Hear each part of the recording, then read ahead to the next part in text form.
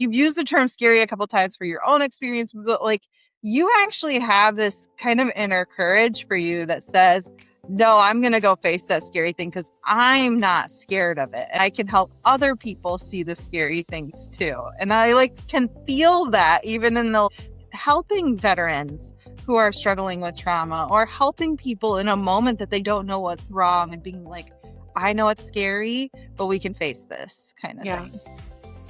No, I love that connection. I appreciate it. And I don't think you're far off at all. It definitely makes sense. Yeah. I Yeah. love it. Mhm.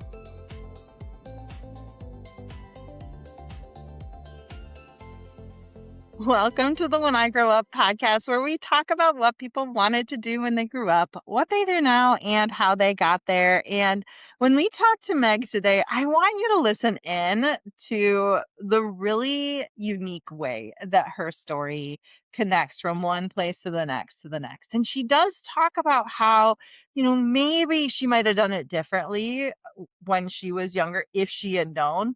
But at the same time, she ended up exactly where she needed to be, and she would never erase the memories she made while she got there. And so I cannot wait to share her story with you. So let's just get started and dive in. Meg, thanks for being here. I am excited to have you on the podcast today because I know that you love what you do.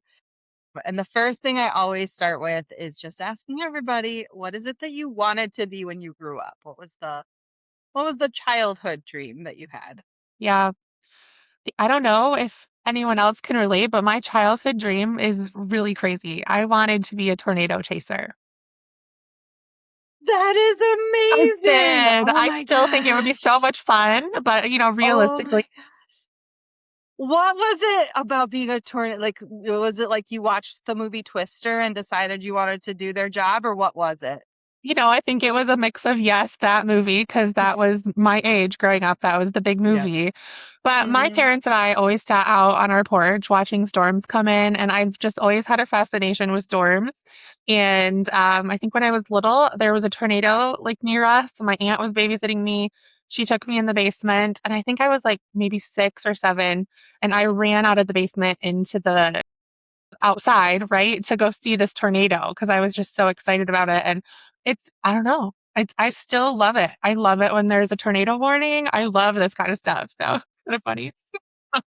That's like the exact opposite response of every 6-year-old out there is like, Yeah. I want to see it. Yeah, for sure. Yeah. That's funny because I've been watching, I don't know, this is going to be such a weird plug, but I've been watching Brian Hall, y'all, which is a weather forecaster who he literally just like talks about the weather nonstop for 8+ hours, live streaming it, telling people where there are tornadoes and stuff. And then he's following storm chasers. And I'm like, I actually know what they do right now because I've been watching more of that. But That's that's funny. amazing. I need to look up this Ryan Hall. Yes, he's very enjoyable. He has the famous quote of "Don't be scared, be prepared," and I love it. So, Oh, I love yeah. that. Very cool. It's amazing. And so you're not a storm chaser, I'm but not. what is it that you do? Yes. Currently, I am doing mental health coaching in more of the holistic health realm. And I just do one-on-one. I teach webinars, seminars around the country, talking about holistic ways to support your mental health. Yeah. How did you get there? What was it that led you into that realm? Yeah, I mean, honestly, rewind to that little kid that never was on my radar. And it still wasn't on my radar until really probably like 4 or 5 years ago. I think the way that I got there, try to do the short version. Um, You can do the any way that I version got you there, want. I actually went to school to become a music teacher. I taught for 15 years. And one of my favorite things as a teacher was the relationships with the kids, and the mentorship and kind of like that mom away from home vibe that we had, especially with the older kids, like the high schoolers. I just always was finding myself helping with things that they were anxious about or depressed about or struggling with mental health. And so it's always been kind of a sweet spot for me. But then I don't know, like halfway through my teaching career, I really struggled with my own mental health and just a lot of life stuff that piled on quickly, caused me to have a panic disorder. I was in the ER multiple times thinking that I was dying. And I think at this point I was probably 33. I like way too young for all of this to happen. And I wasn't sure what was going on. Nobody could figure out what was going on. But of course, I went on a ton of medication, and the medication led to more medication, led to more medication. And I found myself at the age of like, I don't know, 34 on 13 different meds. And uh, it was just awful. It was just all a downward spiral. Like one symptom was fixed, it caused another. And so I just kind of came to the point, I think this was maybe like year 6 or 7 of my teaching career. And I came to the point where like I need something different. And someone introduced me to like holistic health. And um, that eventually, like fast forward a couple more years, got me off of all my medications. And then I just started getting people talking to me about, why are you different? You're happy and you're functioning. And, they just noticed a big change in me. And I just naturally shared that with them. And it turned into a little side hustle with me to help people with aromatherapy, like breath work, supplements, things that helped me a lot. And then that Mhm. really ignited a new passion in me, to really hone in on the mental health side of things, helping people. So a couple years ago, I retired from teaching to do this full time instead of a side hustle, and loved my teaching job. But this is where God has me now, and I'm really loving it. And it's a big need in this world. So it's been really wonderful and really, I don't know, it just has kind of like rejuvenated my life goals, and it's helping a lot of people, and it's just been really, really cool. So that's how I What got are there. what are some what are some of your favorite memories that you have with the work that you're doing now? Like, do you have moments that you're like, ah, this is what makes it so, so good? What are Yeah. those? I think it's when people have the reaction that I did when they're like, oh, there's something else that I can do. And then, a couple months down the road, oh, this is helping. It's just to see the progress of people. But I think a very specific memory I have is I partner with a counseling center in Grand Rapids where I live, and help a lot of their patients there, with holistic ways of doing things while they do their counseling. And one of the guys that they counsel he struggles with PTSD, like post war, served in the military for a few years and has come back with PTSD. And he was having a big episode during his counseling session. And I just happened to be in the office that day sharing about some of the things that I do. And I pulled out like one of my oils and I said, this is what I had today. Let's just try this. And all it took was him just opening the bottle and smelling it, and his episode quit. And since then, that's been a fix for him. And now the counselors in that office all use it. And so it Mhm. was just amazing to see something happen so quickly, a powerful thing like that. But he is now, with the help of their counseling and the help of me coaching in holistic ways, a completely different person. And so, I see that a lot, but that's been my favorite. It just military vets are a big deal for me because my dad is one. And so that's always been a special place for me. But it's been cool to see his journey for sure. Mhm. Yeah. What a cool story. I love it so much. And I think a lot of times, especially in the mental health space, it can feel really hard to see those quick results, I guess. And Sure. so to be able to see that is Yeah. so Yeah, incredible. for sure. Mhm. Yeah. So you did teaching before. I didn't know that about you. I actually knew you were in the mental health space. I didn't realize you had done teaching before. And I know that for you with or at least I'm guessing that for you with teaching, like the heart of it was always about the connection. And I'm guessing that now the heart of it is still about like connecting with people and helping people as individuals. Um, do you see a thread throughout the different things that you've done of things that are similar or shared, even though you've changed from one space to another? Yeah, for sure. I mean, like I said, when I was teaching, I was helping kids deal with the same things that I'm helping other people deal with now in this space. And I think the common thread that has been the biggest blessing for me and perhaps for them too is just the relationship and the connection with people. I think with AI, I have a love-hate relationship with it and it's there. It's I like a feel you. necessary evil with AI taking over and virtual everything and digital everything. We've lost, and with COVID really too, like we've just lost that connection. And I think that that is what is so profound about what I do, as well as when I was teaching. And I thought that's what I would miss the most, but I'm just teaching differently now and still connecting with people. So I think it's just the humanity of it and the connection with that. I think that is the biggest thread for sure.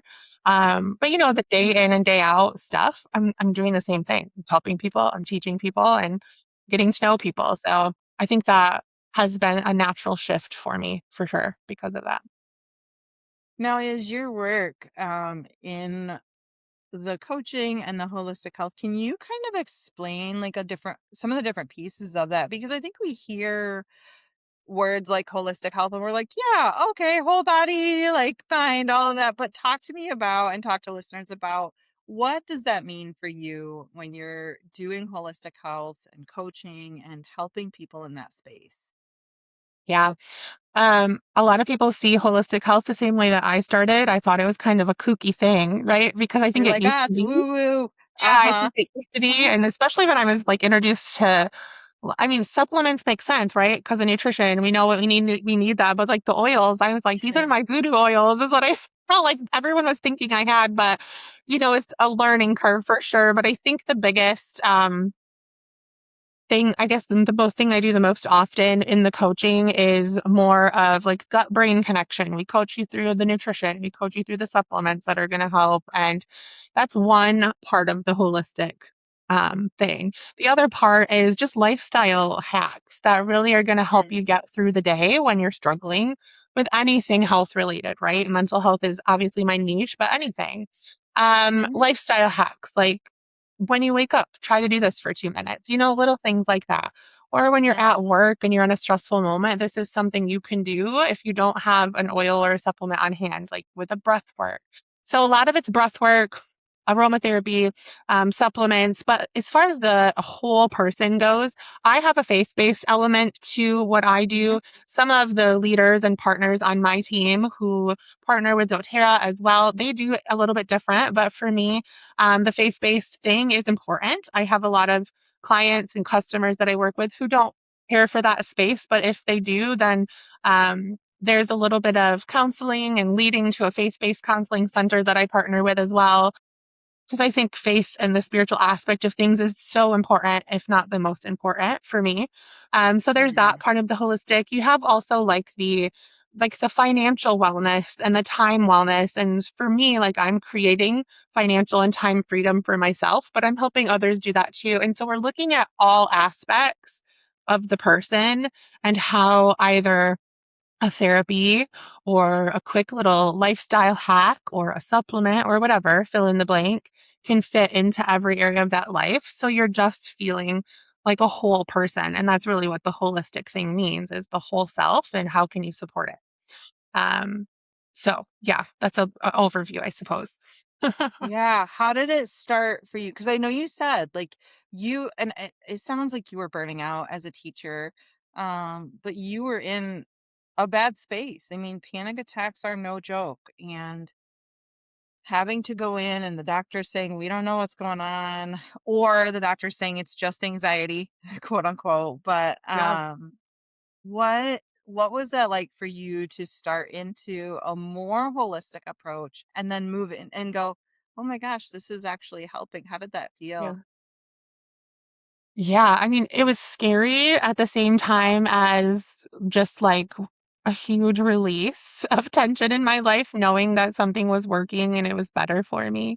It was scary because it was unknown, I think. And Mhm. I think most people grow up in a non-holistic mindset because it's just not what's normal for people. And so it was scary in that way. But sometimes you just come to the end of your rope and you're like, okay, maybe I need to go a different route. And so that was scary, but it very quickly, like within a few weeks even, was Mhm. proving to me otherwise. And so then changed to more of a peace and an excitement that, okay, Yeah. my body's functioning again, So I think that was the transition. There's a lot of emotions to start for sure. And I think that's with anyone with anything that's unknown. But Yeah. um, You know what's funny? Like when you talk about it, and I always love my brain like holds on to the childhood story too, and yeah, it holds on to this like, okay, but like how does that connect with the other one? But here's what I hear, and you can tell me if it's ridiculous or if it fits or whatever. My feelings aren't hurt in this, but like wanting to be a storm chaser and now wanting to be like someone who helps people, like you are okay facing scary things. Like you've used the term scary a couple times for your own experience, but like you actually have this kind of inner courage for you that says, no, I'm going to go face that scary thing because I'm not scared of it. And I can help other people see the scary things too. And I like can feel that even in the like helping veterans who are struggling with trauma or helping people in a moment that they don't know what's wrong and being like, I know it's scary, but we can face this kind of yeah. thing. No, I love that connection. I appreciate it. And I don't think you're far off at all. It definitely makes sense. Yeah, I Yeah. love it. Mhm. Yeah. I don't know. It's silly, but I can just hear it. I'm like, oh, she's just facing different kinds of storms kind of thing. Well, I So love that. Yeah, for sure. mm, It's a good yeah. it's a good comparison for sure. Hmm. Yeah. What are so one of the other things with this is I'm just curious because I know you love what you do. Are there still challenges in the work that you do on a day-to-day basis? And what are those challenges for you? Yeah, for sure. Going back to the whole human thing, like there's a lot of grace that I need to have with people and a lot of grace that people need to have with me because we're all humans and none of us are perfect, right? I always call myself a perfect or There you and go. that's not everybody Yeah. is. But yeah, so it's always hard when you're working with people, but it's also like the biggest blessing and the most fun part of it too. But I think other struggles is like I work from home, right? Like I do this myself. I'm in charge of my own schedule, which is amazing. Don't get me wrong, but it comes with challenges of being organized and staying motivated and working towards those goals. And I think that's a challenge I'm facing now that some life stuff has finished up on my end where I have more brain space to be able to focus on my business is like waking up and get into it, right? And so that Yeah. motivation comes with a lot of self-talk, a lot of resources. I'm reading the Miracle Morning. I don't know if you've heard of that, but I think Oh, you're yeah. just I read that. Oh my gosh. I that book read is that so amazing. long ago. Yeah. Yeah, but I just finished it and now I'm doing the next one, like the miracle equation. It's just like starting Uh-huh. your day successfully and like the self-talk that makes you successful. And so yeah, I think the challenge of owning your own business and finding that balance, I suppose, of work and home life. Those kind of things are challenging. And two, sometimes when you're building this type of a business, yes, I'm in the mental health coaching, and my primary goal is to help people, but I need to make a living, right? And my long term goal is financial and time freedom. And so there's a consistency there and there is a work ethic there. Like you really got to be a workhorse and be willing to put up the effort right away to get to those goals and like that residual income goal. And sometimes things just don't work out. And so having that mindset to get over those challenges has been tough, but also wonderful when you kind of have victory over one of those situations too. So right now, I think those are the challenges that speak to me the most. And it is also hard to see the human condition sometimes. Like some of the people that come to me are really, really struggling.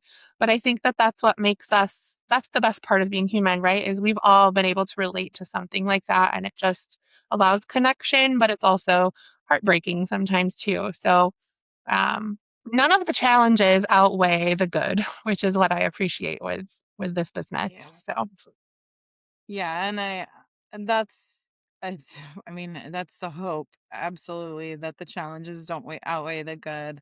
And I have to imagine that with teaching there was so much good, but that may have been the tipping point is that there were too many challenges Yeah. with it. And so even though there was all this good, there was more challenges.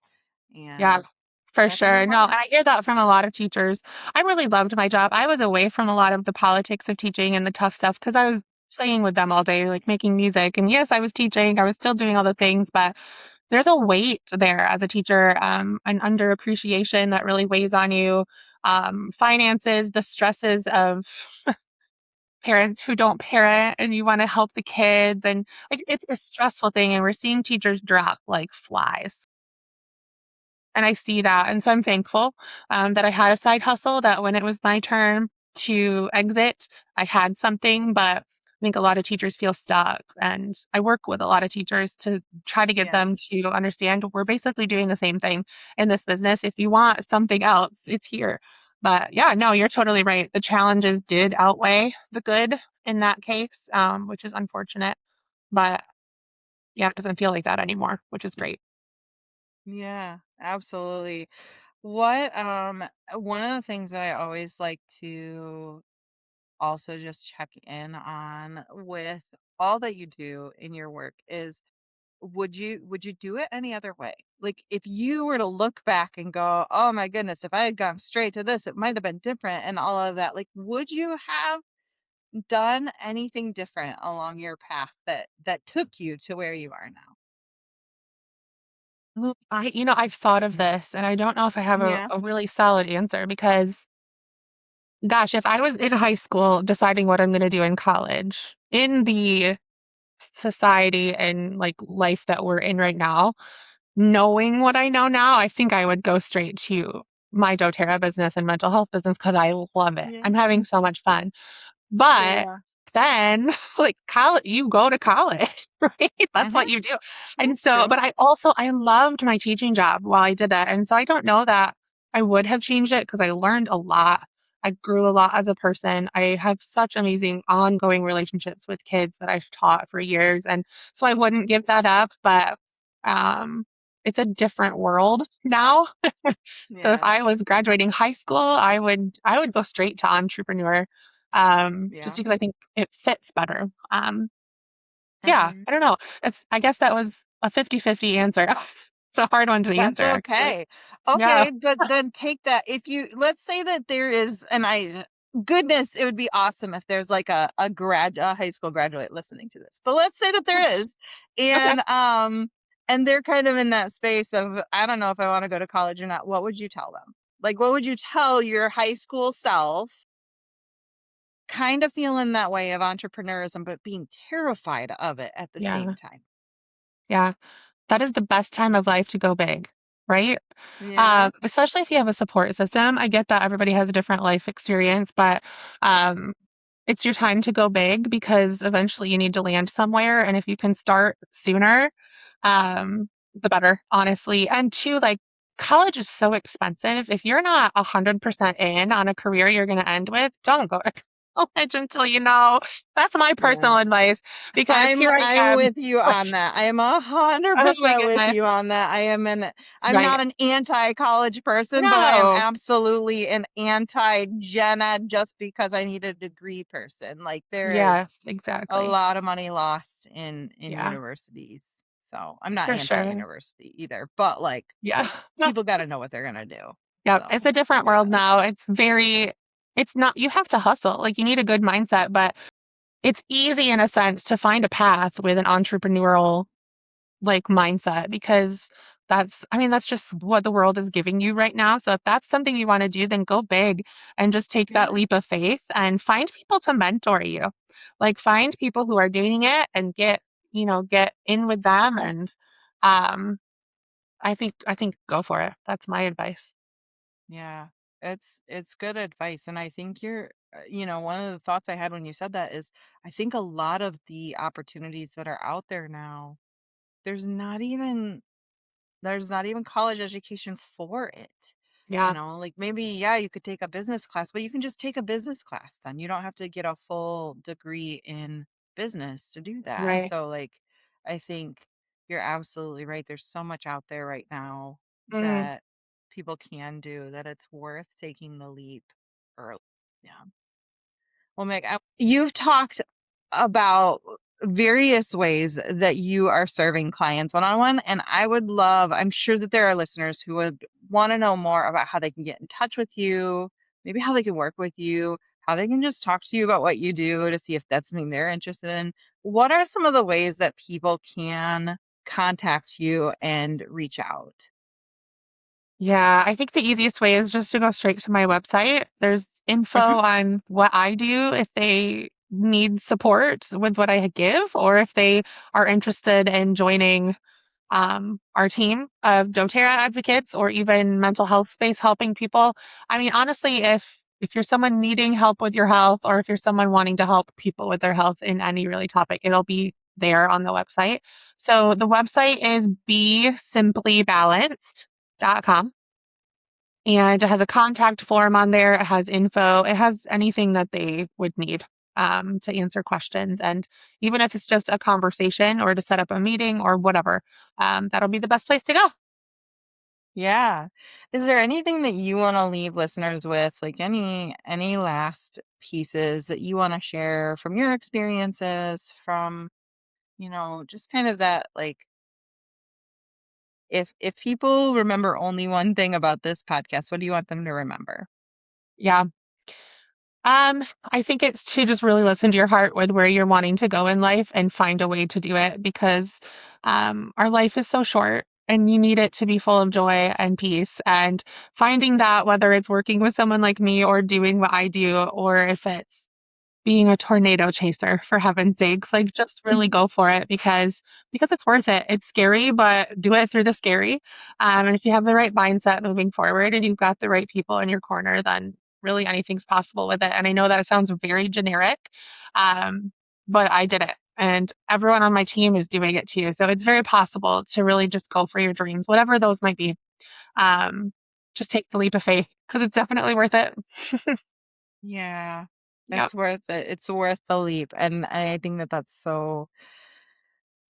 I think people need to hear it. Even if, like you said, it feels generic. I Mm. love when I talk with people and each time people are like, you know what? It feels scary. It sounds scary, but Yeah, do it. Like, for just sure. do it. And Yeah. yeah, that's powerful. So Mm. thank you. Yes, no problem.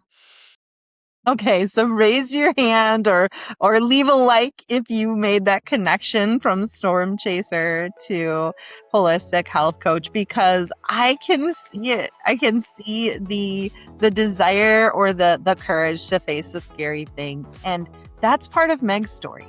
It may not be part of your story, and that's okay, because you're so unique. And I want you to be able to see that even your childhood dreams can turn into something that you truly deeply care about, but it may be hard to find the connection point sometimes.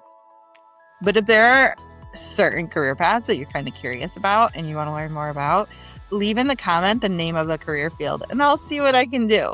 And if you have a career that you absolutely love being in and you want to tell the world about it, reach out to me and maybe we can get you on a future episode of the podcast.